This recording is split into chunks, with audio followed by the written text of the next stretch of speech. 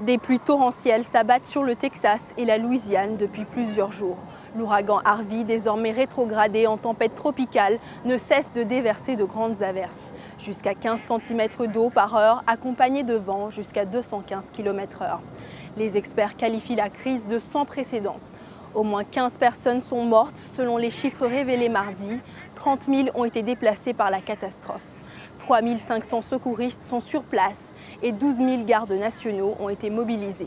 Au total, 13 millions de personnes sont concernées par la tempête et sujettes à l'alerte inondation. Les précisions dans ce reportage.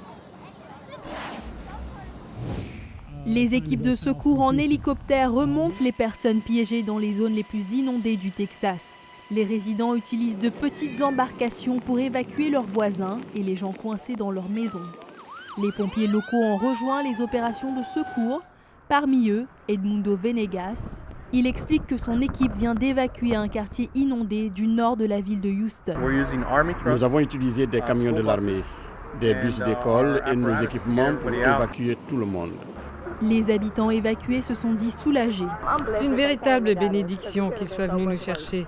Cela aurait pu mal finir. Je suis vraiment contente. Lundi, le président Donald Trump a félicité les premiers secours et tous ceux ayant participé aux recherches et au sauvetage. Nous avons vu des voisins, des amis, des inconnus s'entraider et ça, nous l'avons vu partout. À la télévision, on assiste à un tel élan de solidarité et de dévouement. Le président a promis le soutien total du gouvernement fédéral aux régions affectées du Texas et de la Louisiane.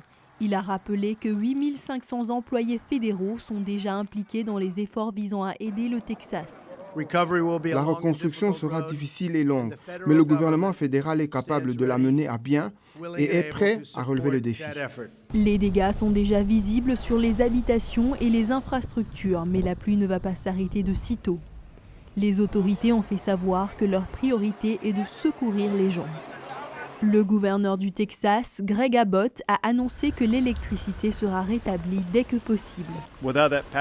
Sans électricité, il est difficile d'avancer. Nous faisons tout notre possible pour résoudre ce problème. Le gouverneur Abbott affirme aussi vouloir s'assurer que tous puissent recevoir des produits alimentaires de base et de l'eau potable. Donald Trump a aussi autorisé lundi le déblocage d'un fonds d'urgence pour la Louisiane, État voisin du Texas, suite à la demande du gouverneur John Bel Edwards. La région devrait recevoir des fortes pluies au fur et à mesure que la tempête tropicale se déplace vers l'est.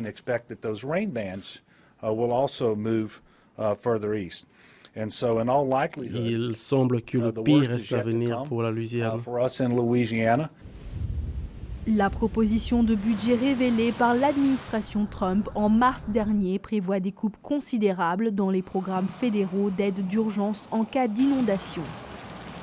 Mais le président a déclaré que les efforts de reconstruction au Texas et en Louisiane vont nécessiter des milliards de dollars. Donald Trump s'est rendu mardi à Corpus Christi au Texas pour évaluer la réponse des autorités à la tempête. Il s'agit de la première catastrophe naturelle d'ampleur depuis sa prise de fonction. Il a souhaité se rendre au Texas pour rappeler que l'État fédéral va s'occuper des sinistrés, remercier tous ceux qui prennent part aux opérations de secours et vanter l'esprit d'équipe. À l'heure, le bilan définitif de la tempête n'est pas encore connu, mais les secours craignent qu'il ne s'aggrave au cours des prochains jours. Dile Diko, VOA Afrique, Washington.